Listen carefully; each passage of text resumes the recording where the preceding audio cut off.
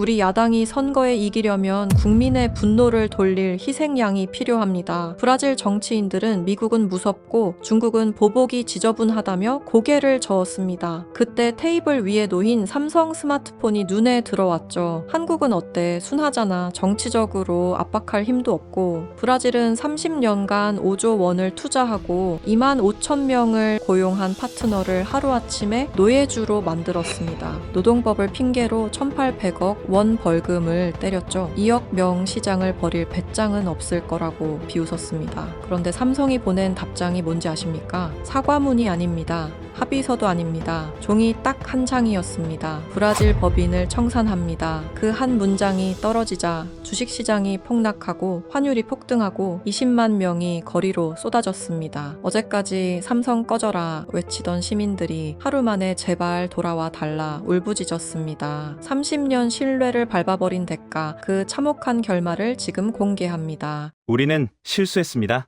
아니, 우리는 범죄를 저질렀습니다. 선거라는 전쟁터에서 승리하기 위해 우리는 가장 믿음직한 우방에게 총구를 겨눴습니다. 1,800억 원. 우리가 그들에게 청구했던 벌금의 액수입니다. 하지만 그 대가로 우리가 잃어버린 것은 돈으로 환산할 수 없는 신뢰, 그리고 20만 명의 일자리였습니다. 저는 지금 브라질 마나우스 제3공장 정문 앞에 서 있습니다. 불과 2년 전까지만 해도 이곳은 매일 아침 2만 5천 명의 직원들이 활기차게 출근하던 곳이었습니다. 거대한 트레일러들이 쉴 새 없이 드나들며 최신형 스마트폰과 TV를 실어 나르던 마나우스 자유무역지대의 심장이었죠. 하지만 지금은 쥐떼와 들개들만이 주인 없는 공장을 지키고 있습니다. 가끔 바람이 불 때마다 녹슨 양철 지붕이 삐걱거리는 소리가 마치 유령의 비명처럼 들려옵니다. 제 이름은 호베르투 디아스. 브라질 상원의원으로서 지난 20년간 이 나라의 정치를 지켜봐 온 사람입니다. 그리고 오늘 저는 제 정치 인생을 걸고, 아니 제 조국 브라질의 미래를 위해 이 뼈아픈 진실을 고백하려 합니다. 20년 전 제가 한국을 방문했을 때 만났던 작은 거인을 기억합니다. 당시 삼성의 회장이었던 고 이건희 회장. 그분과의 만찬 자리에서 저는 등골이 서늘해지는 경험을 했습니다. 그분은 웃으며 와인을 권했지만 그 눈빛만은 마치 먹잇감을 노리는 호랑이처럼 매서웠습니다. 그분이 제게 건넸던 한마디가 지금도 귀에 쟁쟁합니다. 우리는 신뢰가 없는 곳에서는 1원도 벌 생각이 없습니다. 그때 알아차렸어야 했습니다. 한국인들은, 그리고 한국 기업은 돈보다 자존심과 신뢰를 목숨처럼 여기는 사람들이라는 것을요. 하지만 우리 정치권의 하이에나들은 그 경고를 무시했습니다. 그저 한국 기업을 돈 많은 호구, 털면 돈이 나오는 현금 인출기 정도로만 생각했으니까요. 이 이야기는 그 오만한 착각이 불러온 파멸의 기록입니다. 부디 이 이야기를 듣는 당신들의 나라에서는 우리와 같은 어리석은 실수를 반복하지 않기를 바랍니다. 지금부터 시계를 18개월 전으로 돌려보겠습니다. 그날 브라질리아의 공기는 유난히 무겁고 끈적거렸습니다. 대통령 선거를 정확히 1년 앞둔 시점이었습니다. 여당의 지지율은 바닥을 모르고 추락하고 있었고, 경제 지표는 연일 빨간불을 켜고 있었습니다. 국민들의 분노는 임계점을 넘어서고 있었죠. 무언가 돌파구가 필요했습니다. 아니, 정확히 말하면 국민들의 분노를 다른 곳으로 돌릴 희생양이 필요했습니다. 브라질리아 시내 한복판에 있는 안과 창문이 모두 가려진 회의실에는 담배 연기가 자욱했습니다. 그곳에는 여당의 핵심 실세 5명이 모여 있었습니다. 그 중에서도 좌장격인 페르난도 코스타 의원이 상석에 앉아 있었습니다. 그는 선거 전략의 귀재라 불렸지만 동시에 목적을 위해서라면 수단과 방법을 가리지 않는 냉혈한으로도 유명했죠. 지지율이 20%대 초반이라 이대로 가면 내년 대선은 필패야. 뭔가 강력한 한방이 필요해. 국민들의 애국심을 자극하고 우리를 정의의 사도로 만들어 줄 그런 이벤트 말이야. 페르난도가 시가를 비벼 끄며 말했습니다. 회의실에 침묵이 흘렀습니다. 다들 눈치만 보고 있었죠.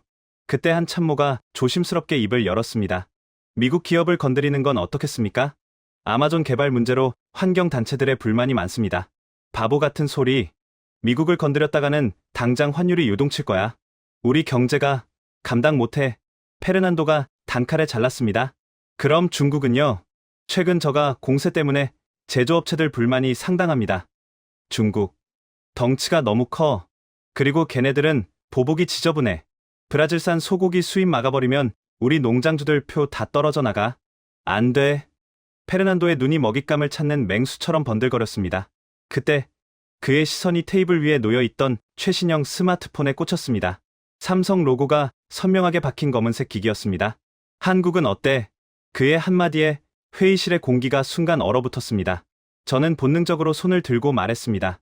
페르난도, 그건 위험한 발상입니다. 삼성은 브라질에 30년을 투자한 기업입니다. 마나우스 공장에만 2만 5천 명이 일하고 있어요. 건드려서 좋을 게 없습니다. 하지만 페르난도는 코웃음을 쳤습니다. 호베르투, 자네는 너무 겁이 많아. 한국 기업들, 걔네들은 순해.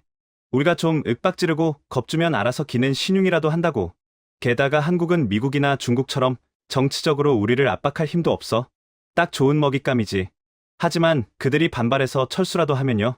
제 말에 페르난도를 비롯한 다른 의원들이 왁자지껄하게 웃음을 터뜨렸습니다. 마치 어린아이의 순진한 질문을 들은 어른들처럼 말이죠. 철수, 2억 명의 시장을 포기하고 30년간 5조 원을 쏟아부은 공장을 버리고 말도 안 되는 소리 하지 마. 장사꾼들이 제일 무서워하는 게 뭔지 알아? 바로 손해야. 그들은 절대로 브라질을 못 떠나.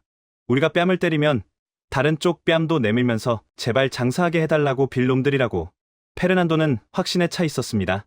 그는 화이트보드에 매직으로 거칠게 글씨를 써 내려갔습니다. 노동 착취, 외국 자본의 횡포, 자주권 회복. 듣기만 해도 대중들의 피를 끓게 만드는 자극적인 단어들이었습니다. 시나리오는 완벽해. 삼성을 악덕 기업으로 만든다. 우리는 그들을 응징하고 노동자들을 구해내는 영웅이 된다. 벌금으로 1,800억 원 정도 때리고 나중에 뒤로 협상해서 좀 깎아주면 걔네들도 감지덕지할 거야. 선거 자금도 좀 챙길 수 있고 말이지. 일석이조 아니야. 저는 자리에서 벌떡 일어났습니다. 20년 전의 그 기억, 이건희 회장의 그 서늘한 눈빛이 제 뇌리를 스쳤기 때문입니다. 그들은 모릅니다. 한국인들이 겉으로는 예의 바르고 조용해 보이지만 그 내면에는 건드려서는 안 될 자존심이라는 뇌관이 있다는 것을요. 당신들은 지금 호랑이 코털을 건드리는 겁니다. 그들은 일본 기업처럼 계산적이지도 중국 기업처럼 무모하지도 않아요. 그들은 신뢰라는 걸 목숨처럼 여깁니다. 만약 그 신뢰를 깨뜨리면 그들은 손해를 감수하고서라도 판을 뒤엎을 겁니다. 제 경고에 페르난도의 표정이 일그러졌습니다. 그는 저를 향해 손가락질하며 소리쳤습니다. 호베르투, 자네 혹시 삼성한테 뒷돈이라도 받았나? 왜 이렇게 그들을 감싸고 돌아? 이건 당론이야. 정권 재창출이 걸린 문제라고. 닥치고 따라와. 더 이상 할 말이 없었습니다. 그들의 눈은 이미 표와 권력에 멀어 이성을 잃은 상태였습니다. 그날 밤, 그 밀실에서 오퍼레이션 스케이프고트, 즉 희생양 작전이 확정되었습니다. 타깃은 삼성전자 마나우스 사업장. 명분은 노동법 위반과 인권 침해. 실행 책임자는 노동검찰청의 야심가 카밀라 바르가스 검사였습니다. 그녀는 차기 총선 출마를 노리는 인물로 자신의 이름을 알리기 위해서라면 악마와도 손을 잡을 여자였죠. 회의가 끝나고 밖으로 나왔을 때 밤하늘에는 먹구름이 잔뜩 끼어 있었습니다. 마치 브라질의 앞날을 예고하는 것처럼 말이죠. 저는 주머니 속에서 진동하는 제 스마트폰을 꺼내 들었습니다. 삼성 갤럭시였습니다. 액정화면 위로 빗방울이 하나둘 떨어졌습니다. 저는 알 수 없는 불안감에 휩싸여 한참이나 그 차가운 기계를 바라보았습니다. 다음 날 아침, 브라질의 모든 언론 일면에는 충격적인 헤드라인이 실렸습니다. 삼성전자, 아마존의 눈물, 노동자들을 기계처럼 부리는 현대판 노예 농장의 실태. 전쟁은 그렇게 시작되었습니다. 선전포고도 없이 일방적이고도 잔인한 방식으로. 하지만 그때까지 아무도 몰랐습니다. 그 기사가 나간 순간 지구 반대편 서울의 한 사무실에서 안경을 쓴 냉철한 인상의 남자가 조용히 멕시코 지도를 펼치고 있었다는 사실을 말이죠. 페르난도가 쏘아 올린 화살은 과연 어디로 향하게 될까요? 그리고 그 화살을 맞은 한국 기업은 어떤 표정을 짓게 될까요? 폭풍은 이제 막 시작되었습니다. 여당의 비밀 회동이 있고 정확히 일주일 뒤 마나우스의 평화는 깨졌습니다. 새벽 5시 아마존의 짙은 안개를 뚫고 사이렌 소리가 요란하게 울려 퍼졌습니다. 노동검찰청과 연방경찰 합동수사팀 차량 20대가 삼성전자 제3공장 정문을 부술듯이 밀고 들어갔습니다. 마치 테러 조직의 은신처를 급습하는 듯한 기세였습니다. 그들은 영장을 제시하기도 전에 보안 요원들을 제압하고 사무실로 들이닥쳐 서류와 하드디스크를 쓸어 담기 시작했습니다. 이 모든 과정은 미리 섭외된 방송사 카메라에 고스란히 담겼습니다. 헬기까지 동원된 생중계였습니다. 화면 속에서 삼성의 로고는 범죄의 소굴처럼 비쳤고 당황한 직원들의 얼굴은 모자이크도 없이 전파를 탔습니다. 저는 브라질리아의 의원 사무실에서 TV를 통해 그 장면을 지켜보며 깊은 한숨을 내쉬었습니다. 페르난도의 시나리오는 지독하리만큼 완벽하게 작동하고 있었습니다. 작전의 최전선에는 카밀라 바르가스 검사가 있었습니다. 그녀는 30대 후반의 젊은 나이에 노동검찰청 수석검사 자리에 오른 입지전적인 인물이었습니다. 날카로운 눈매와 거침없는 언변, 그리고 무엇보다 대중이 무엇을 원하는지 본능적으로 아는 감각을 지녔죠. 그녀에게 삼성은 정의 구현의 대상이 아니라 자신의 정치적 야망을 실현해줄 화려한 재물이었습니다. 그날 저녁 뉴스부터 브라질 언론은 카밀라가 흘린 정보들을 받아쓰느라 바빴습니다. 자극적인 헤드라인이 쏟아졌습니다. 화장실 가는 시간까지 초 단위로 체크. 삼성의 초시계 공포. 10년 근속해도 비정규직. 아마존의 눈물은 마르지 않는다. 연 매출 30조 원. 하지만 브라질에 낸 기부금은 쥐꼬리. 사실과 거짓이 교묘하게 뒤섞인 가짜 뉴스들이었습니다. 생산 라인의 효율성을 위한 공정관리는 인권 유린으로 둔갑했고 현지 채용 규정에 따른 고용 형태는 노동 착취로 포장되었습니다. 카밀라는 기자회견장에서 눈물을 글썽이며 호소했습니다. 우리는 그동안 그들의 화려한 스마트폰 뒤에 감춰진 노동자들의 피와 땀을 보지 못했습니다. 이것은 단순한 노동법 위반이 아닙니다. 브라질 국민의 존엄을 짓밟은 반인륜적 행위입니다. 저는 검사로서, 아니 한 사람의 브라질 국민으로서 이 거대한 악에 맞서 끝까지 싸울 것입니다. 국민들은 열광했습니다. 지지율 바닥을 기던 여당의 지지도는 수직 상승했고 카밀라 검사는 단숨에 브라질의 잔 다르크로 떠올랐습니다. 사람들은 삼성을 흡혈귀라 부르며 손가락질했습니다. 불과 어제까지만 해도 삼성전자에 취직하는 것이 꿈이라던 청년들이 이제는 거리로 나와 삼성 퇴출을 외치기 시작했습니다. 광기였습니다. 그리고 마침내 그들이 기다리던 순간이 왔습니다. 삼성전자 중남미 총괄 박진혁 전무의 소환 조사였습니다. 박진혁. 그는 업계에서 면도날이라 불리는 사람이었습니다. 감정을 좀처럼 드러내지 않고 철저하게 데이터와 논리로만 움직이는 전형적인 전략가였죠. 카밀라는 그를 굴복시키는 장면을 연출하고 싶어 했습니다. 검찰청 앞은 수백 명의 취재진과 시위대로 인산인해를 이뤘습니다. 박 전무가 차에서 내리자 계란과 물병이 날아들었습니다. 경호원들이 우산으로 겨우 막아냈지만 욕설과 야유는 막을 수 없었습니다. 하지만 박 전무는 조금도 동요하지 않았습니다. 그는 흐트러짐 없는 정장 차림으로 자신에게 쏟아지는 비난을 묵묵히 견디며 검찰청 계단을 올랐습니다. 마치 소음이 들리지 않는 사람처럼 그의 표정은 서늘할 정도로 차분했습니다. 조사실 안 카밀라 검사는 의기양양하게 앉아 있었습니다. 그녀 앞에는 압수수색으로 확보한 방대한 양의 서류들이 산더미처럼 쌓여 있었죠. 박 전무가 자리에 앉자 그녀는 두꺼운 서류 뭉치를 테이블 위에 탁 하고 던졌습니다. 박 전무님, 증거는 차고 넘칩니다. 초과 근무 기록 조작, 산업재해 은폐, 노조 설립방해, 변명하실 생각은 마십시오. 브라질 법은 당신들의 그런 꼼수를 용납하지 않습니다. 카밀라는 기대했을 겁니다. 그가 당황하거나 화를 내거나 아니면 제발 봐달라고 사정하는 모습을요. 하지만 박 전무는 안경을 고쳤으며 서류를 잠시 훑어볼 뿐이었습니다. 그리고 낮고 침착한 목소리로 물었습니다. 저희가 위반했다는 법 조항이 구체적으로 뭡니까? 브라질 노동법 제15조, 32조, 그리고 헌법에 명시된 인간의 존엄성 보장 조항입니다. 저희는 지난 30년간 브라질 노동청의 가이드라인을 단 한 번도 어긴 적이 없습니다. 매년 최우수 모범 기업으로 선정되어 대통령 표창까지 받았습니다. 그 표창장에 서명한 게 바로 지금의 대통령이십니다. 그런데 하루아침에 저희가 범죄 집단이 되었다는 겁니까? 박 전무의 논리적인 반박에 카밀라의 미간이 찌푸려졌습니다. 그녀는 책상을 내리치며 목소리를 높였습니다. 과거의 영광에 숨지 마세요. 지금 드러난 증거들이 말해주고 있지 않습니까? 당신들은 우리 국민을 착취해서 배를 불렸어요. 30년간 5조 원 투자? 웃기지 마세요. 그동안 가져간 돈이 얼마입니까? 30조? 50조? 기업이 이익을 추구하는 것은 죄가 아닙니다. 그리고 그 이익의 상당 부분은 다시 이곳에 재투자되었습니다. 저희 공장 노동자들의 평균 임금은 마나우스 지역 평균의 1.5배입니다. 이게 착취입니까? 닥치세요. 여기가 어디라고 감히 설교를 하려 듭니까? 카밀라는 흥분해서 소리쳤습니다. 그녀는 자신이 주도권을 쥐고 있다고 생각했지만 대화가 길어질수록 말려드는 느낌을 지울 수 없었을 겁니다. 그녀는 결국 준비해 둔 최후의 카드를 꺼냈습니다. 좋습니다. 법리 논쟁은 법정에서 하시죠. 하지만 그 전에 우리가 제시하는 합의안을 받아들인다면 형사 고발은 취하할 수도 있습니다. 그녀는 종이 한 장을 박 전무 앞으로 밀었습니다. 거기에는 충격적인 숫자가 적혀 있었습니다. 벌금 및 사회환원금 7억 5천만 해알, 한화 약 1,800억 원, 그리고 그 밑에는 굴욕적인 조건들이 나열되어 있었습니다.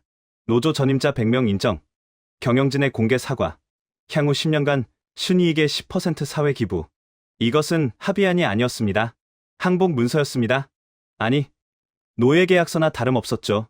1,800억 원이라 박 전무가 숫자를 보며 헛웃음을 흘렸습니다. 그리고 고개를 들어 카밀라를 똑바로 응시했습니다. 그의 안경 너머 눈빛이 매섭게 빛났습니다. 검사님, 이건 법적 판단이 아니라 정치적 판단으로 보입니다만 말 조심하세요. 묻겠습니다. 이 문건, 그리고 이 금액, 브라질 정부의 공식 입장입니까? 아니면 검사님 개인의 판단입니까? 그 질문은 날카로운 비수 같았습니다. 카밀라는 잠시 멈칫했습니다. 하지만 그녀 뒤에는 여당 실세 페르난도가 있었고 끓어오르는 여론이 있었습니다. 그녀는 승리에 도취해 있었습니다. 브라질 정부, 그리고 2억 브라질 국민의 명령입니다. 박 전무는 그 대답을 듣자마자 자리에서 일어났습니다. 더 이상 대화할 가치가 없다는 듯이 말이죠. 그는 옷매무새를 다듬으며 마지막으로 한마디를 남겼습니다. 알겠습니다.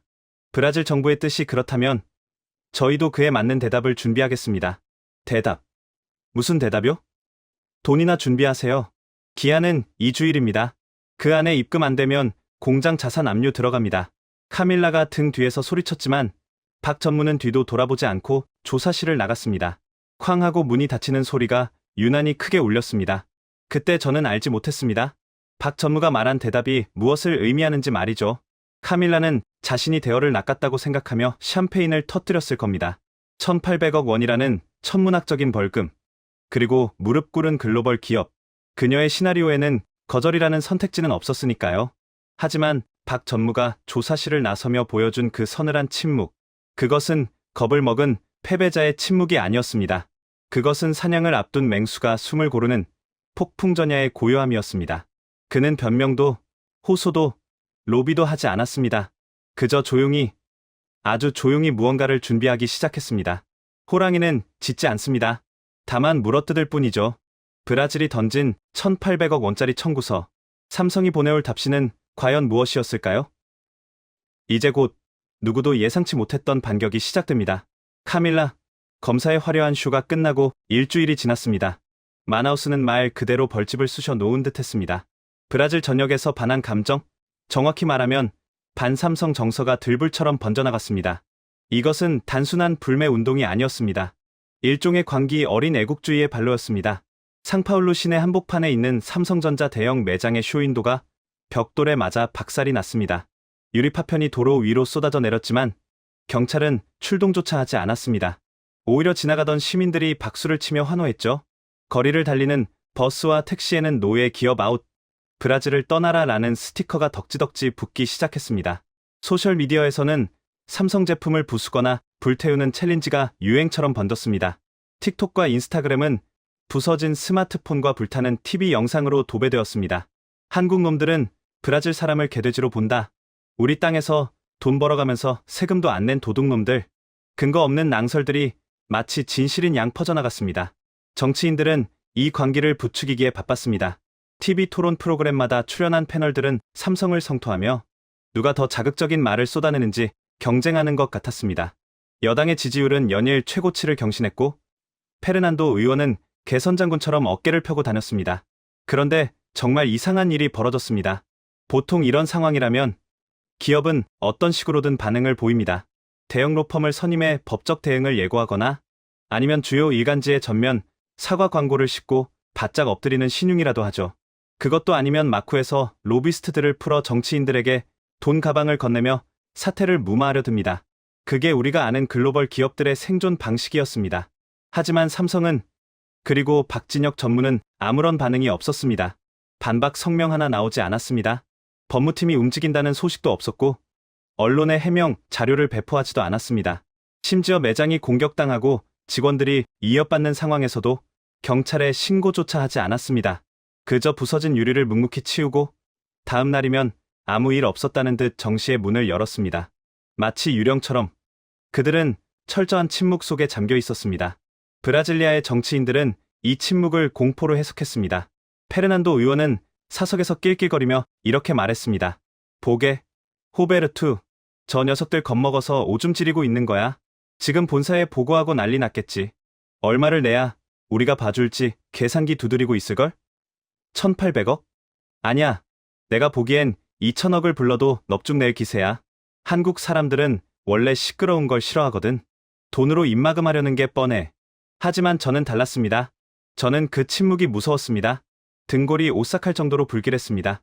20년 전 제가 만났던 그 작은 거인 이건희 회장의 말이 자꾸만 귓가를 맴돌았기 때문입니다. 우리는 이류 대우를 받으면서 인류 제품을 팔 생각은 없습니다. 그들은 장사꾼이지만 자존심까지 파는 장사꾼은 아니었습니다. 호랑이는 짖지 않습니다. 사냥감이 사정권에 들어올 때까지 숨을 죽이고 기다릴 뿐이죠. 지금 삼성의 침묵은 굴복이 아니라 사냥을 준비하는 맹수의 고요함 같았습니다. 불안감을 견디다 못한 저는 직접 박진혁 전무를 만나기로 결심했습니다. 페르난도 몰래? 개인적인 자격으로 말이죠. 저는 과거 한국 방문 당시 인연을 맺었던 삼성의 대외 협력 담당 임원에게 연락을 취했습니다. 다행히 만남은 성사되었습니다. 장소는 상파울루 삼성전자 법인 건물, 박 전무의 집무실이었습니다. 약속 시간인 오후 3시, 저는 모자를 눌러쓰고 뒷문을 통해 건물로 들어갔습니다. 그런데 로비에 들어서는 순간부터 묘한 위화감을 느꼈습니다. 보통 대기업 본사라면 서류를 든 직원들이 분주하게 오가고 전화벨 소리가 끊이지 않아야 정상입니다. 하지만 그곳은 너무나 조용했습니다. 직원들은 자리에 앉아 있었지만 모니터만 응시할 뿐 대화가 없었습니다. 마치 장례식장 같은 엄숙함이 감돌았습니다. 박 전무의 비서가 저를 안내했습니다. 집무실 문이 열리고 박 전무가 자리에서 일어나 저를 맞이했습니다. 그는 여전히 흐트러짐 없는 정장 차림이었지만 얼굴은 지난번보다 훨씬 수척해져 있었습니다. 하지만 눈빛만은 형형하게 살아 있었습니다. 호베르투 의원님, 어려운 발걸음 하셨습니다. 그는 정중하게 악수를 청했습니다. 저는 자리에 앉자마자 단도직입적으로 말을 꺼냈습니다.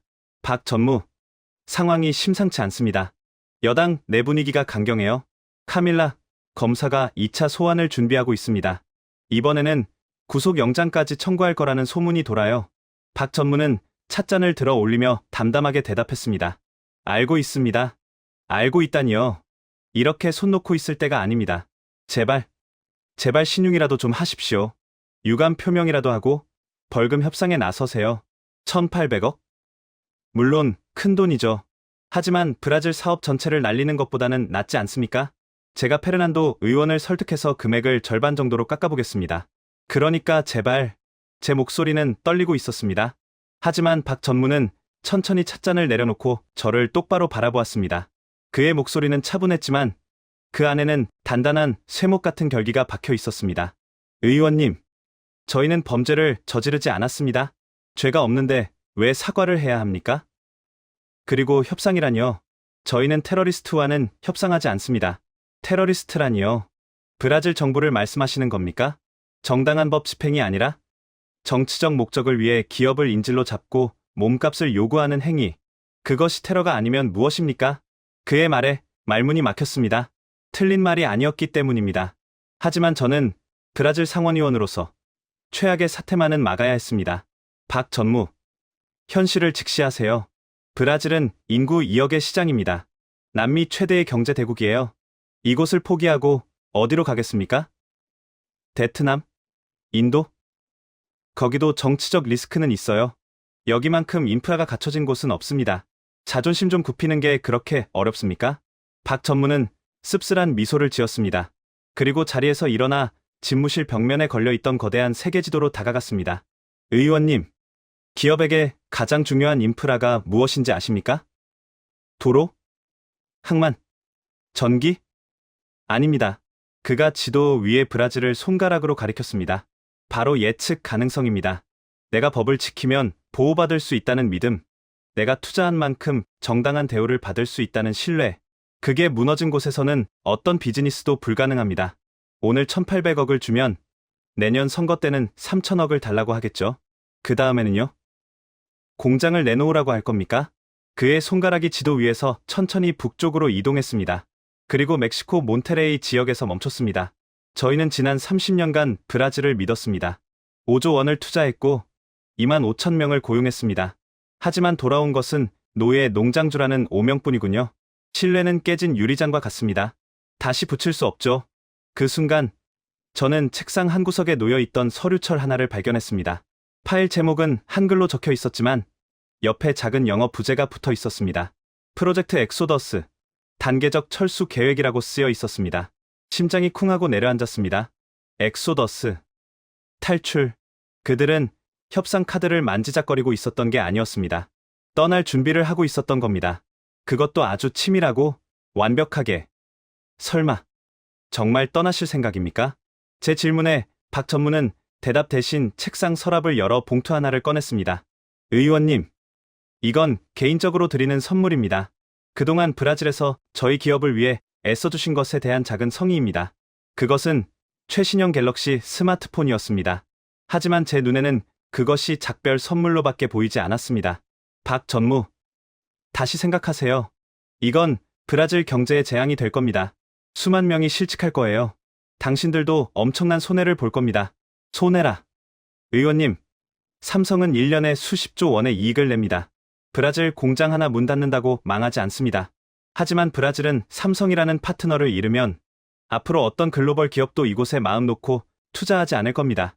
손해는 우리가 아니라 브라질이 보는 겁니다. 그의 말은 냉혹한 현실이었습니다. 저는 더 이상 그를 설득할 수 없음을 깨달았습니다. 자리에서 일어나는 제 다리가 후들거렸습니다. 문을 나서려는데 박 전무가 마지막으로 저를 불렀습니다. 의원님, 내일 오전 10시 저희가 공식 입장을 발표할 겁니다. 부디 그 자리에 와 주십시오. 마지막 증인이 되어 주셨으면 합니다. 마지막입니까? 박 전무는 대답 없이 고개를 숙여 인사했습니다.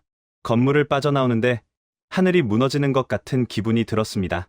거리에는 여전히 삼성을 비난하는 현수막이 나부끼고 있었습니다. 사람들은 낄낄거리며 삼성 매장에 계란을 던지고 있었습니다. 그들은 모릅니다. 자신들이 던진 그 계란이 결국 자신들의 밥그릇을 깨뜨리는 돌멩이가 되어 돌아올 것이라는 사실을. 다음날 아침, 여당 지도부는 축제 분위기였습니다. 페르난도 의원은 아침 회의에서 큰 소리쳤습니다. 드디어 오늘이야. 삼성이 기자회견을 연다고 연락이 왔어. 봤지? 내 말이 맞잖아. 항복 선언하러 오는 거라고. 1,800억. 아니 그 이상을 받아낼 수도 있어. 오늘 저녁에 샴페인이나 터뜨리자고. 카밀라 검사도 흥분된 표정으로 TV 앞에 앉아 있었습니다.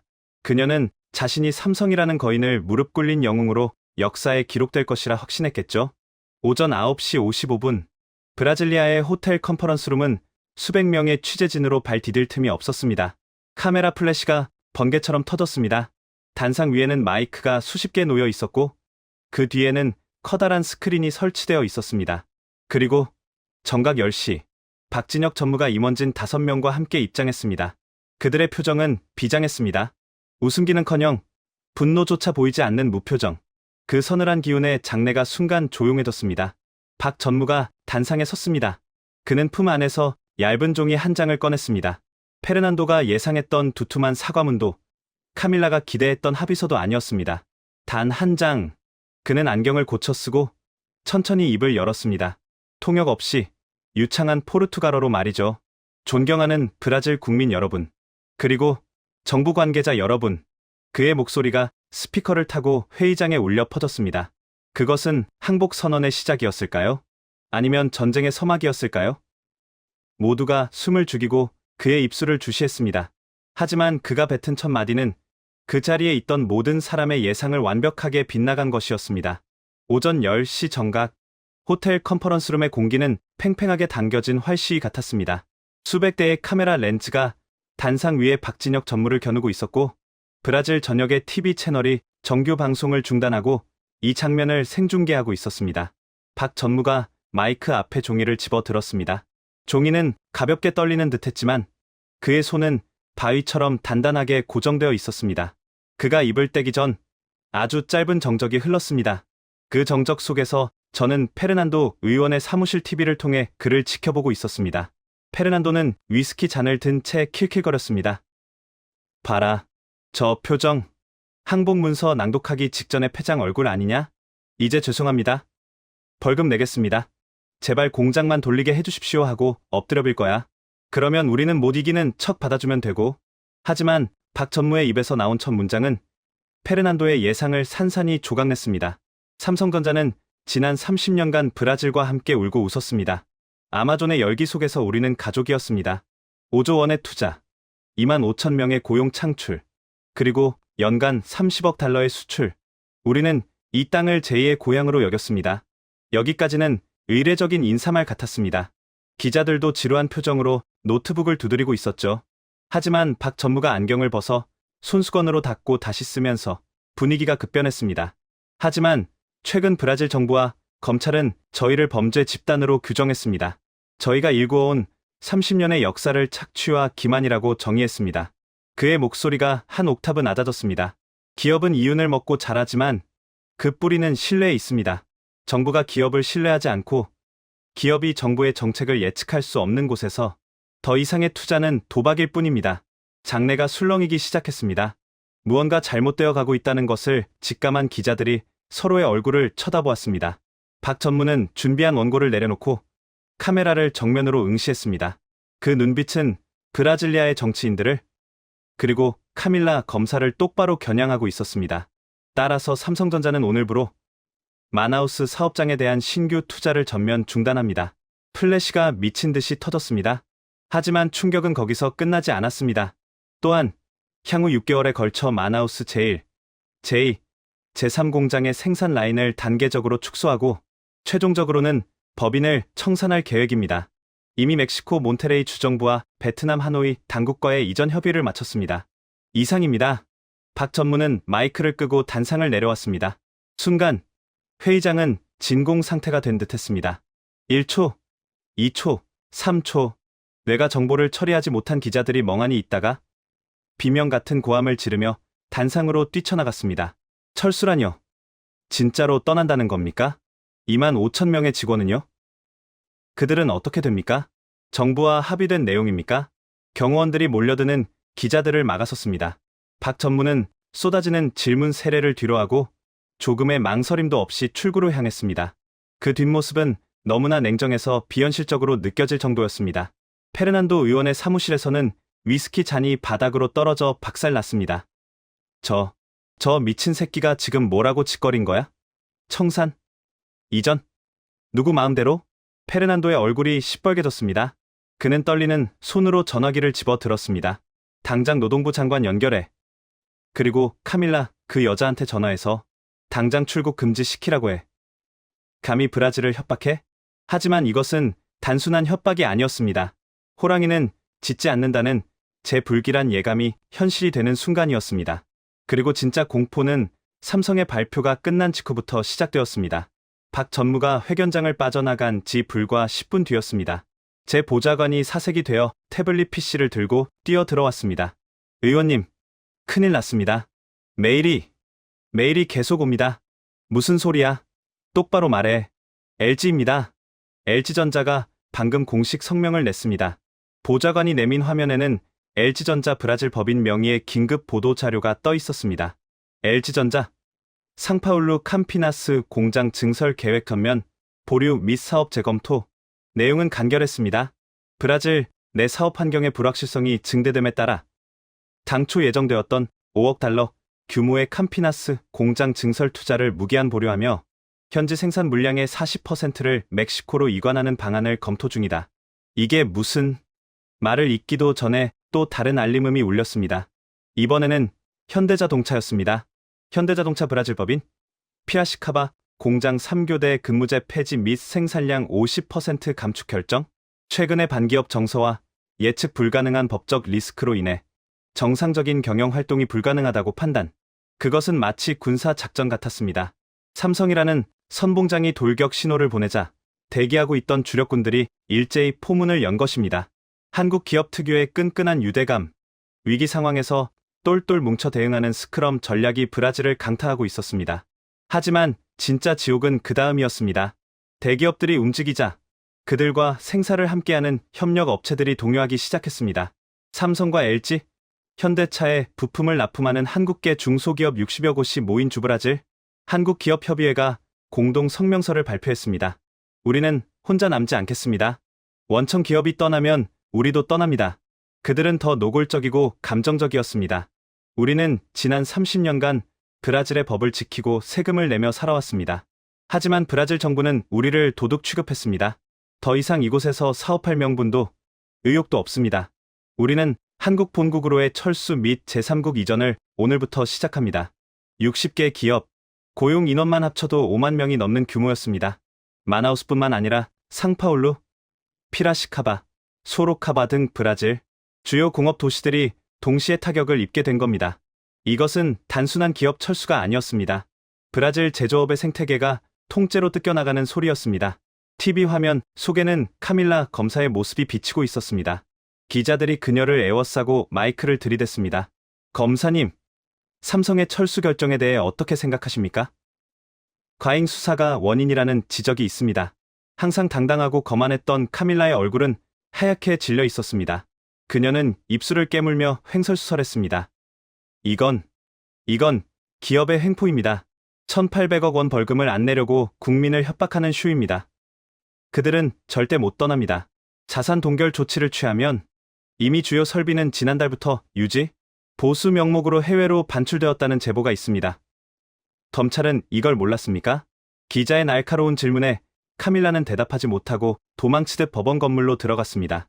그녀의 시나리오에는 이런 챕터가 없었겠죠. 악덕 기업은 벌금을 내고 굴복해야 하는데 판을 엎어버리고 나가버리다니 그녀의 상식으로는 이해할 수 없는 일이었습니다. 오후 2시 브라질 주식시장이 반응하기 시작했습니다. 보베스파 지수가 급락했습니다. 외국인 투자자들이 패닉셀, 즉 공황 매도에 나선 것입니다. 한국 기업들이 떠난다. 브라질은 이제 투자 부적격 국가다. 월스트리트의 분석 보고서들이 실시간으로 쏟아졌습니다. 삼성 하나가 아니라 코리아, 잉크 전체가 움직였다는 사실이 투자자들에게는 브라질 리스크의 확증으로 받아들여졌습니다. 환율 그래프는 수직으로 치솟았습니다. 헤아라 가치가 휴지 조각처럼 떨어지고 있었습니다. 저는 의원실 창밖을 내려다보았습니다. 국회 앞 광장에는 어제까지만 해도 삼성 규탄 시위를 벌이던 사람들이 모여 있었습니다. 하지만 그들의 손에 들린 피켓은 더 이상 삼성 아웃이 아니었습니다. 내 일자리 돌려내라. 정부는 대책을 마련하라. 불과 4시간 만에 여론이 180도 뒤집혔습니다. 공포는 분노보다 빨랐습니다. 사람들은 직감적으로 알았습니다. 삼성과 LG, 현대차가 떠난다는 것은 단순히 스마트폰이나 자동차를 못 산다는 뜻이 아니라는 것을, 내 남편, 내 아내, 내 자식의 직장이 사라진다는 것을. 제 전화기가 울렸습니다. 페르난도였습니다. 아까의 기세등등함은 온데간데 없고 목소리가 덜덜 떨리고 있었습니다. 호베르투, 자네 그 박 전무랑 안면이 있다고 했지? 지금 당장 연락 좀 해봐. 우리가 실수했다고. 벌금 깎아주겠다고. 아니, 없던 일로 하겠다고. 제발 좀 말려봐. 저는 전화기를 꽉 쥐었습니다. 화가 치밀어 올랐지만 동시에 깊은 무력감이 밀려왔습니다. 페르난도, 늦었어요. 무슨 소리야? 이제 겨우 발표한 지 4시간 지났어. 되돌릴 수 있다고. 당신은 아직도 그들을 모릅니다. 한국 사람들은 한번 칼을 뽑으면 무라도 썰기 전에는 절대 도로 넣지 않아요. 그들은 이미 지난달부터 멕시코 공장을 가동하기 시작했을 겁니다. 박 전무가 오늘 발표한 건 계획이 아니라 이미 실행된 결과 통보예요. 이 개자식들이. 전화를 끊어버렸습니다. 더 이상 그와 이야기하고 싶지 않았습니다. 저는 TV 뉴스 속보를 멍하니 바라보았습니다. 화면에는 마나우스 공장 상공에서 촬영한 항공 영상이 나오고 있었습니다. 수백 대의 대형 트레일러가 공장을 빠져나가는 모습이었습니다. 마치 거대한 뱀이 둥지를 떠나는 것처럼 끝이 보이지 않는 행렬이 이어지고 있었습니다. 그 트레일러 안에는 브라질의 미래가, 우리의 희망이 실려나가고 있었습니다. 그날 밤 브라질리아의 모든 불이 꺼지지 않았습니다. 대통령궁에서는 긴급 안보 회의가 소집되었고 재무부는 환율 방어를 위해 외환 보유고를 풀겠다고 발표했습니다. 하지만 이미 둑은 터졌습니다. 신뢰라는 둑이 무너진 자리로 경제 위기라는 거대한 쓰나미가 밀려오고 있었습니다. 그리고 그 쓰나미의 맨 앞에서 가장 먼저 휩쓸려 나간 것은 다름 아닌 마나우스의 힘없는 서민들이었습니다. 2만 5천 명의 실직은 시작에 불과했습니다. 한국 기업들이 빠져나간 자리에 생긴 거대한 진공 상태. 그 공허함이 브라질 경제를 어떻게 집어삼키는지 우리는 똑똑히 목격해야 했습니다. 도미노는 이제 막 첫 번째 블록이 쓰러졌을 뿐입니다. 그리고 대통령은 마침내 직접 나서기로 결심했습니다. 박진혁 전무의 폭탄 선언이 있은 지 정확히 24시간이 지났습니다. 그 하루는 브라질 현대사에서 가장 길고도 고통스러운 시간이었습니다. 브라질리아의 정치인들은 여전히 현실을 부정하고 있었습니다. 대통령궁에서는 긴급 안보회의가 열렸지만 그들의 결론은 허망하기 짝이 없었습니다. 노동부 장관은 TV에 나와 땀을 뻘뻘 흘리며 이렇게 말했습니다. 국민 여러분, 동요하지 마십시오. 이것은 고도의 협상 전술입니다. 30년간 뿌리내린 기업이 하루아침에 짐을 싼다는 것은 물리적으로 불가능합니다. 그들은 결국 돌아올 것입니다. 정부는 단호하게 대처하겠습니다. 페르난도 의원도 거들었습니다. 그는 자신의 소셜미디어에 삼성의 쇼에 속지 말라는 글을 올리며 지지자들을 결집하려 했습니다. 그들이 공장을 멈춘다고요? 천만에요. 당장 다음 달에 출시할 스마트폰 물량을 맞추려면 밤을 새워도 모자랍니다. 저러다 슬그머니 협상 테이블로 나올 겁니다. 두고 보십시오. 하지만 그들의 희망사항은 불과 반나절 만에 산산조각 났습니다. 마나우스 현지에서 날아온 한 장의 사진이 브라질 전역을 충격에 빠뜨렸기 때문입니다. 그것은 마나우스 항구의 항공사진이었습니다. 항구에는 거대한 컨테이너선 3척이 정박해 있었고 삼성전자 공장에서 나온 수백 대의 트레일러가 끝이 보이지 않는 행렬을 이루며 항구로 들어가고 있었습니다.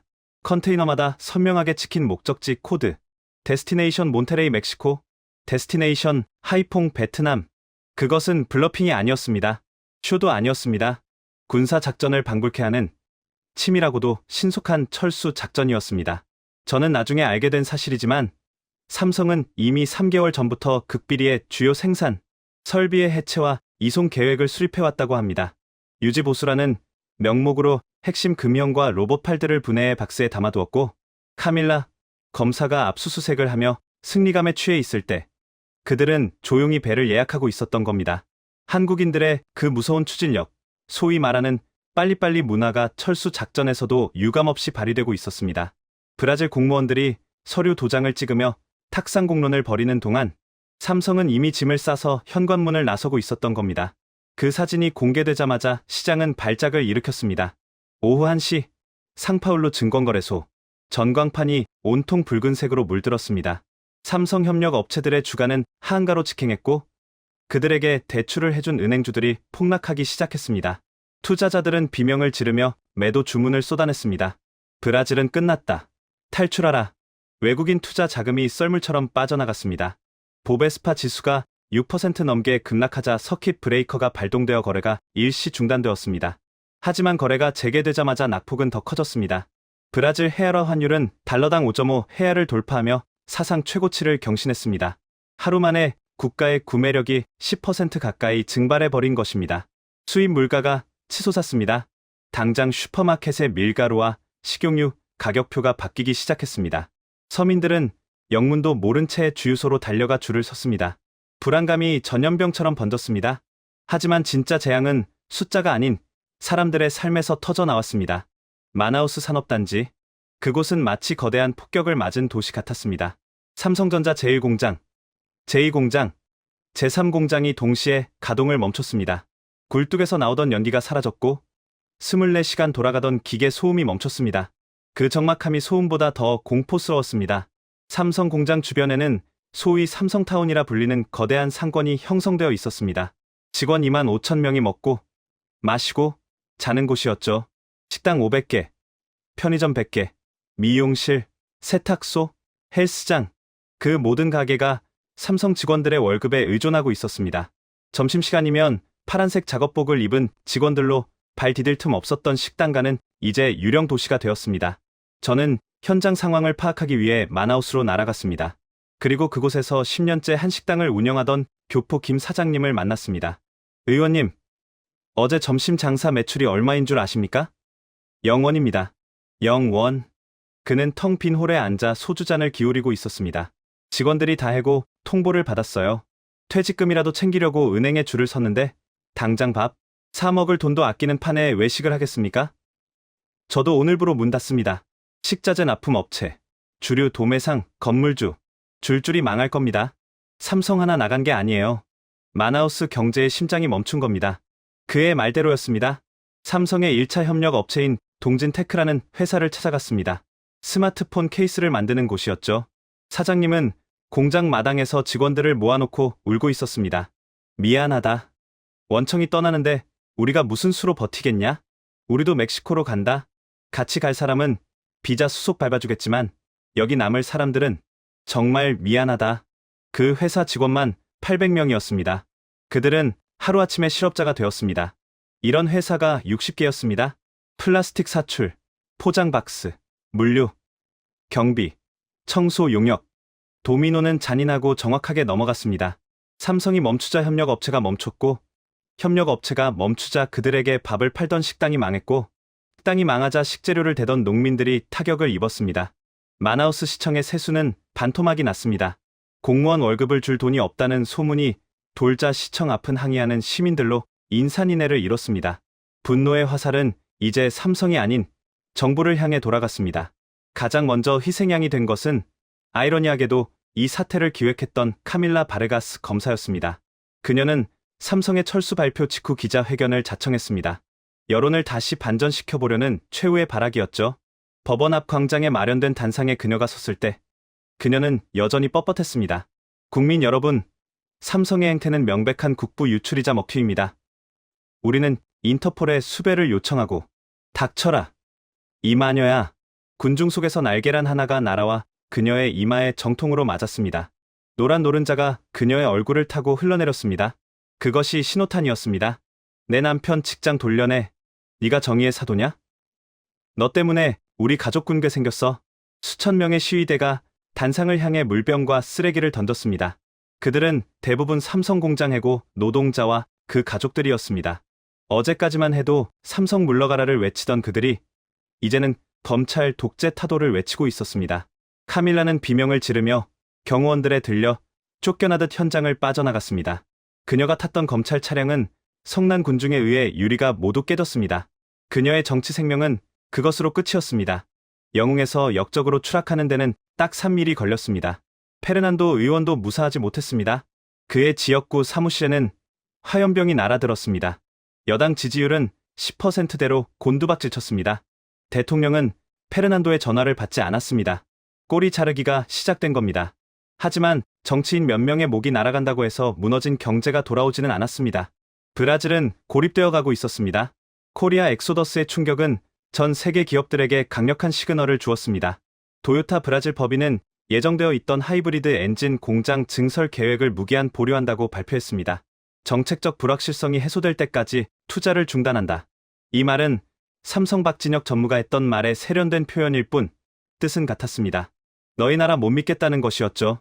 독일의 폭스바겐, 프랑스의 까르푸, 미국의 포드, 글로벌 기업들이 약속이나 한 듯 브라질 투자 계획을 재검토하기 시작했습니다. 브라질은 순식간에 기업들의 무덤이라는 오명을 쓰게 되었습니다. 제가 가장 뼈아프게 느꼈던 순간은 며칠 뒤 국회에서 열린 긴급 현안 질의 시간이었습니다. 야당 의원들이 경제부 장관을 난타하고 있을 때 저는 조용히 자리에서 일어나 발언권을 얻었습니다. 장관님, 삼성 공장 부지를 중국 기업에 매각한다는 소문이 돌던데 사실입니까? 장관은 힘없는 목소리로 대답했습니다. 네, 화웨이와 샤오미 측에 접촉해 보았습니다만 뭐라고 하던가요? 그들이 거절했습니다. 장내에 탄식이 흘렀습니다. 이유가 뭡니까? 헐값에 넘기겠다고 했을 텐데 그들이 말하길 삼성이 포기하고 나간 곳에는 다 이유가 있을 거라고 하더군요. 한국 기업이 못 견디고 나간 곳에서 자신들이 성공할 자신이 없답니다. 그리고요? 그 공장 설비가 너무나 완벽하게 해체되어 있어서 껍데기만 남은 공장을 인수해봤자 고철 덩어리일 뿐이라고. 그렇습니다. 삼성은 떠날 때조차 철두철미했습니다. 그들은 자신들의 기술이 유출될까봐 핵심 설비는 가져가지 못한 것은 철저히 불용 처리했습니다. 그 넓은 공장은 이제 누구도 쓸 수 없는 거대한 콘크리트 덩어리가 되어버린 것입니다. 브라질은 자존심을 세우려다 팔다리를 잘린 꼴이 되었습니다. 대통령은 그제야 사태의 심각성을 깨달았습니다. 환율 방어에 실패하고 지지율은 한 자릿수로 떨어질 위기에 처하자 그는 마지막 카드를 꺼내 들었습니다. 박진혁 전무를 만나야겠소. 내가 직접. 참모들이 말렸습니다. 대통령이 일개 외국 기업 임원을, 그것도 떠나겠다는 사람을 만나는 건 국격에 맞지 않는다는 이유였습니다. 하지만 대통령은 책상을 내리치며 소리쳤습니다. 국격? 나라가 망하게 생겼는데 국격이 밥 먹여주나. 바짓가랑이라도 잡아야 해. 그가 떠나면 우리 정권도 끝이야. 그렇게 역사적인 만남이 주선되었습니다. 장소는 대통령 관저. 하지만 이미 버스는 떠난 뒤였습니다. 그들이 모르는 것이 하나 있었습니다. 삼성의 시계는 브라질의 시계보다 훨씬 빠르게 돌아간다는 것을. 박 전무는 이미 브라질에 없었습니다. 그는 멕시코 몬테레이 공장의 기공식에 참석하기 위해 출국한 상태였습니다. 대통령은 급하게 전용기를 띄워 박 전무를 모셔오라고 지시했습니다. 이건 외교적 결례를 넘어선 애원에 가까운 추태였습니다. 하지만 급한 불을 꺼야 했습니다. 이 소식을 들은 저는 씁쓸한 웃음을 지을 수밖에 없었습니다. 불과 2주일 전 1,800억 원을 내라며 큰 소리치던 그 위풍당당하던 정부는 어디로 갔습니까? 이제는 제발 돌아만 와달라며 세금도 안 받고 땅도 공짜로 주겠다며 읍소하는 꼴이라니. 하지만 저는 알고 있었습니다. 한국 기업은, 특히 삼성은 한번 내린 결정을 쉽게 번복하지 않는다는 것을. 그들은 감정적으로 움직이지 않습니다. 철저한 계산과 원칙 위에서 움직입니다. 이미 신뢰 불가 판정을 받은 파트너에게 다시 손을 내밀 만큼 그들은 어리석지 않습니다. 도미노의 마지막 블록이 쓰러지기 직전이었습니다. 그리고 그 충격은 브라질의 미래를 송두리째 앗아갈 만큼 거대했습니다. 브라질리아 대통령궁 플라날투. 그날 관저의 공기는 무덤 속처럼 차갑고 무거웠습니다. 저는 대통령의 긴급 호출을 받고 집무실에 들어가 있었습니다. 화려한 샹들리에 아래 대통령은 초췌한 얼굴로 소파 깊숙이 파묻혀 있었습니다. 테이블 위에는 재무장관이 올린 보고서가 놓여 있었는데 표지에 적힌 붉은색 그래프들은 마치 국가의 심전도가 멈추고 있음을 알리는 것 같았습니다. 호베르투 의원, 자네가 그 박 전무라는 사람과 안면이 있다고 했지? 대통령이 마른 세수를 하며 물었습니다. 평소의 위험은 온데간데 없고 목소리는 갈라져 있었습니다. 네, 카카. 하지만 이미 알고 있네. 떠났다는 거. 하지만 어떻게든 다시 데려와야 해. 이대로 가면 국가부도 사태가 올 수도 있어. IMF 구제금융을 다시 받아야 할지도 모른다고. 대통령이 벌떡 일어나 소리쳤습니다. 그의 눈에는 공포가 서려 있었습니다. 삼성 하나가 빠져나간 구멍이 둑을 무너뜨렸고 이제 그 둑으로 브라질 경제 전체가 휩쓸려 내려가고 있었으니까요. 내가 직접 만나겠네. 자존심이고 뭐고 다 버리겠어. 그가 원하는 건 뭐든 들어주겠다고 해. 세금? 20년 면제해주지. 땅. 마나우스 공단 전체를 공짜로 주겠어. 노조? 파업 금지법이라도 만들어서 묶어두겠다고 약속해. 제발, 제발 자리만 좀 만들어주게. 한나라의 대통령이 일개 외국 기업 임원에게 애원하고 있었습니다. 그것은 비굴함이라기보다는 처절한 생존 본능이었습니다. 저는 무거운 마음으로 삼성 측에 연락을 취했습니다. 다행히, 아니, 어쩌면 불행히도 박진혁 전무는 아직 브라질을 완전히 떠나지 않은 상태였습니다. 법인 청산의 마지막 서류 작업을 위해 상파울루에 머물고 있었죠. 그는 만남을 수락했습니다. 단, 장소는 대통령궁이 아닌 상파울루의 삼성법인 회의실이었습니다. 대통령이 기업을 찾아가는 모양새, 의전상 있을 수 없는 일이었지만 지금 브라질 정부에게 선택권 따위는 없었습니다. 다음 날 오전, 대통령 전용 헬기가 상파울루 삼성 본사 옥상에 내렸습니다. 대통령과 경제부 장관, 그리고 저를 포함한 소수의 수행원만이 동행했습니다.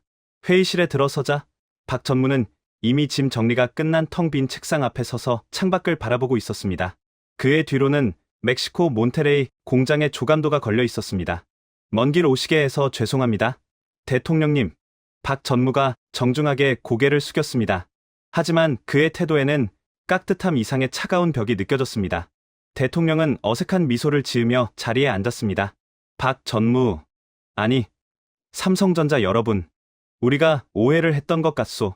브라질 정부는 삼성의 기여를 잊지 않고 있습니다. 지난번의 불미스러운 일은, 그래, 행정착오였소. 내가 책임지고 관련자들을 문책했소. 카밀라, 검사는 파면되었고, 노동부 장관도 경질했소. 대통령은 준비해 온 파격적인 제안들을 쏟아냈습니다.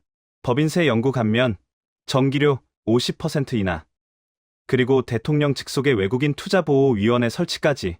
그것은 특혜를 넘어선 사실상 국가가 기업에게 바칠 수 있는 모든 것이었습니다. 돌아와 주십시오. 2만 5천 명의 직원이, 아니 2억 명의 브라질 국민이 여러분을 기다립니다. 우리가 잘못했습니다. 대통령이 고개를 숙였습니다. 수행원들 모두가 숨을 죽였습니다. 이 정도면 삼성도 마음을 돌리지 않을까 하는 신락 같은 희망이 회의실을 감돌았습니다.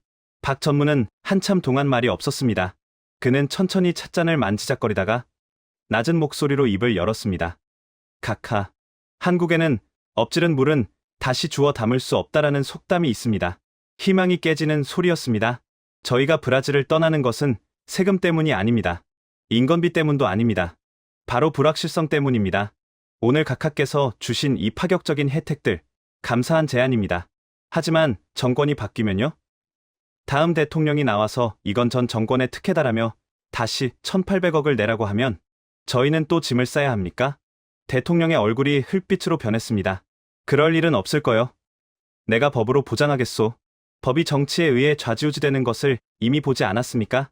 신뢰라는 자산은 쌓는 데는 30년이 걸리지만 무너지는 건 하루면 충분합니다. 그리고 한번 무너진 신뢰는 100년이 지나도 복구되지 않습니다. 박 전무는 자리에서 일어나 벽에 걸려있던 멕시코 공장의 조감도를 가리켰습니다. 카카. 몬테레이 공장은 이미 지난주부터 시운전에 들어갔습니다. 베트남 하이퐁 공장 라인 증설도 끝났습니다. 저희의 시계는 멈추지 않습니다. 브라질이 멈춰있는 동안 저희는 살기를 찾아 움직였습니다. 버스는 이미 떠났습니다. 그럼 우리 직원들은 어쩌란 말이오. 그 많은 실업자들은 대통령이 울부짖듯 소리쳤습니다. 박 전무의 눈빛이 잠시 흔들렸습니다. 그것은 연민이었습니다. 하지만 기업가의 냉정함이 곧 그 감정을 덮었습니다. 그것은 브라질 정부가 고민하셔야 할 몫입니다. 저희가 고용했던 직원들에게는 법정 퇴직금의 300%를 위로금으로 지급했습니다. 그것이 저희가 할 수 있는 마지막 도리이자 의리였습니다. 박 전무는 깊이 고개를 숙여 마지막 인사를 했습니다. 지난 30년간 감사했습니다. 부디 브라질의 무궁한 발전을 빕니다. 그는 뒤도 돌아보지 않고 회의실을 나갔습니다. 닫힌 문 너머로 그의 발소리가 멀어지는 동안 대통령은 소파에 주저앉아 얼굴을 감싸 쥐었습니다. 재무장관은 고개를 떨구었고 저는 창밖을 바라보았습니다. 상파울루의 하늘은 여전히 맑았지만 제 눈에는 잿빛으로 보였습니다. 그것이 끝이었습니다. 기적은 없었습니다. 그리고 18개월이 지난 지금 저는 다시 마나우스 제3공장 앞에 서 있습니다. 박 전무의 말대로 공장은 완전히 멈췄습니다. 굳게 닫힌 철문에는 임대문이라는 낡은 현수막이 걸려 있지만 전화번호는 이미 지워져 있습니다. 아무도 이 거대한 유령을 원하지 않았으니까요. 공장 주변은 슬럼가로 변했습니다. 한때 삼성 직원들이 살던 깔끔한 아파트 단지는 유리창이 다 깨지고 갱단들의 낙서로 도배되었습니다. 밤이 되면 이곳은 마약 거래와 총격전이 벌어지는 무법지대가 됩니다. 실직한 가장들은 알코올 중독자가 되어 거리를 배회하고 아이들은 학교 대신 구걸하러 나옵니다. 수치로 보면 더 참혹합니다. 마나우스 지역 실업률 45%, 범죄율 300% 증가, 브라질 전체 GDP 성장률 마이너스 2% 기록. 이것이 우리가 치른 오만의 청구서였습니다. 가끔 이곳을 지나가는 바람 소리를 듣습니다. 그 소리가 마치 20년 전 이건희 회장의 경고처럼, 그리고 18개월 전 박진혁 전무의 마지막 인사처럼 들립니다. 신뢰가 없는 곳에 미래는 없다. 우리는 그 단순한 진리를 무시했습니다. 정치가 경제를 이길 수 있다고 착각했습니다. 표를 얻기 위해 기업을 악마로 만들고 국민을 선동했습니다. 그 결과가 바로 제 눈앞에 펼쳐진 이 폐허입니다. 한국 기업들은 냉정했습니다. 그들은 감정에 휘둘리지 않았고 협박에 굴하지 않았으며 빈말을 하지 않았습니다. 그들은 자신들의 원칙을 지켰고 그 원칙이 무너졌을 때 주저없이 떠났습니다. 브라질은 너무 늦게 깨달았습니다. 황금알을 낳는 거위의 배를 가르면 황금이 나오는 것이 아니라 피와 내장만 쏟아진다는 것을요. 그리고 죽은 거위는 다시 살아나지 않는다는 것을요. 지금 이 순간에도 브라질리아의 정치인들은 내 탓 공방을 벌이고 있습니다. 누군가는 전 정권 탓을 하고 누군가는 세계 경제 탓을 합니다. 하지만 저는 압니다. 진짜 범인은 바로 우리 자신이었다는 것을. 이 녹슨 공장 정문은 이제 영원히 열리지 않을 것입니다. 하지만 이곳은 역사에 남아 영원히 증언할 것입니다. 오만한 정치가 얼마나 잔인하게 국민의 삶을 파괴할 수 있는지, 그리고 신뢰를 잃은 국가의 말로가 얼마나 비참한지를 말입니다. 저는 폐허가 된 공장을 뒤로하고 발걸음을 돌립니다.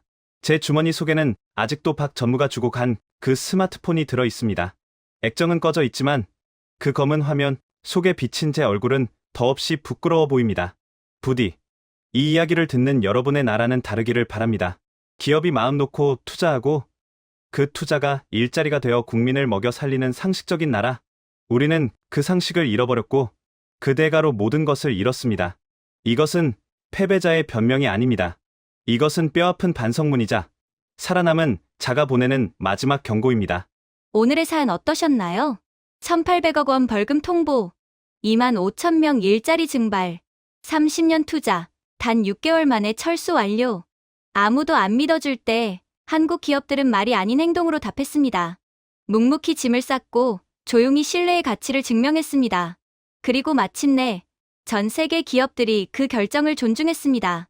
가슴이 뜨거워졌다면 신뢰는 협상 대상이 아니다. 한 문장 남겨주세요. 여러분의 공유 하나가 대한민국 기업의 자존심을 지키는 작은 응원이 됩니다.